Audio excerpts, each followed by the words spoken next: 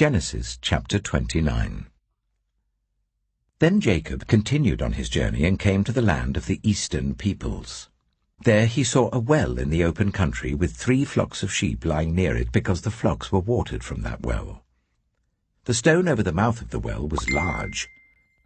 When all the flocks were gathered there, the shepherds would roll the stone away from the well's mouth and water the sheep. Then they would return the stone to its place over the mouth of the well. Jacob asked the shepherds, "My brothers, where are you from?" "We're from Haran," they replied. He said to them, "Do you know Laban, Nahor's grandson?" "Yes, we know him," they answered. Then Jacob asked them, "Is he well?" "Yes, he is," they said. "And here comes his daughter Rachel with the sheep." "Look," he said, "the sun is still high. It is not time for the flocks to be gathered. Water the sheep and take them back to pasture." "We can't," they replied, "until all the flocks are gathered and the stone has been rolled away from the mouth of the well. Then we will water the sheep." While he was still talking with them, Rachel came with her father's sheep, for she was a shepherd. When Jacob saw Rachel, daughter of his uncle Laban, and Laban's sheep, he went over and rolled the stone away from the mouth of the well and watered his uncle's sheep. Then Jacob kissed Rachel and began to weep aloud. He had told Rachel that he was a relative of her father and a son of Rebekah. So she ran and told her father. As soon as Laban heard the news about Jacob, his sister's son, he hurried to meet him. He embraced him and kissed him and brought him to his home. And there Jacob told him all these things. Then Laban said to him, "You are my own flesh and blood." After Jacob had stayed with him for a whole month, Laban said to him, "Just because you are a relative of mine, should you work for me for nothing? Tell me what your wages should be." Now Laban had 2 daughters. The name of the older was Leah, and the name of the younger was Rachel. Leah had weak eyes, but Rachel had a lovely figure and was beautiful. Jacob was in love with Rachel and said, "I'll work for you 7 years in return for your younger daughter Rachel." Laban said, "It's better that I give her to you than to some other man. Stay here with me." So Jacob served 7 years to get Rachel, but they seemed like only a few days to him because of his love for her. Then Jacob said to Laban, "Give me my wife. My time is completed, and I want to make love to her." So Laban brought together all the people of the place and gave a feast. But when evening came, he took his daughter Leah and brought her to Jacob, and Jacob made love to her. And Laban gave his servant Zilpah to his daughter as her attendant. When morning came, there was Leah. So Jacob said to Laban, "What is this you have done to me? I served you for Rachel, didn't I? Why have you deceived me?"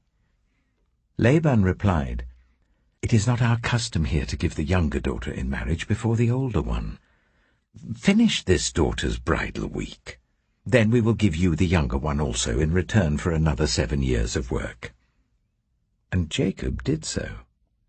He finished the week with Leah, and then Laban gave him his daughter Rachel to be his wife.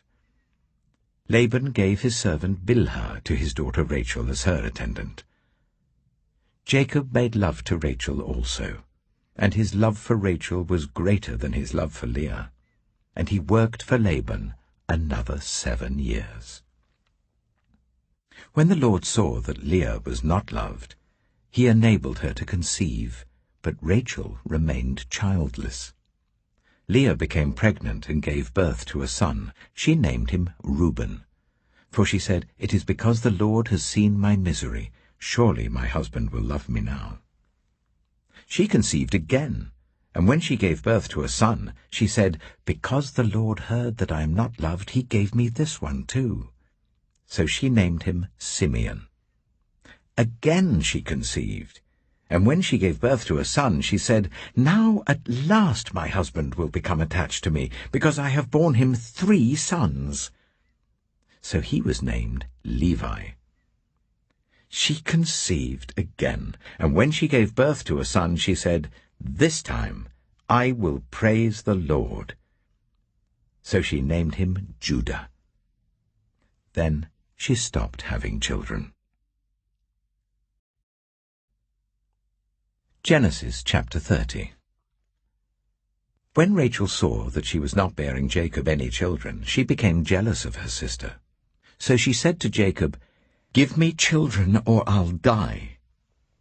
Jacob became angry with her and said, "Am I in the place of God, who has kept you from having children?"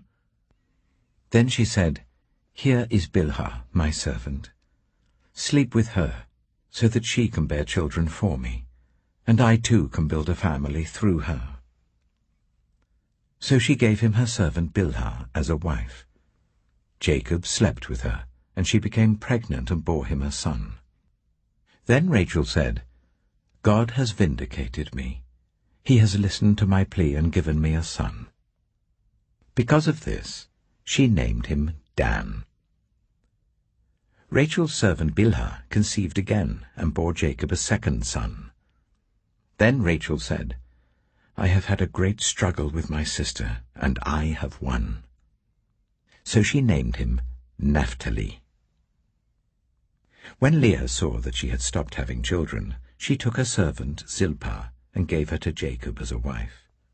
Leah's servant Zilpah bore Jacob a son. Then Leah said, "What good fortune!" So she named him Gad. Leah's servant Zilpah bore Jacob a second son. Then Leah said, "How happy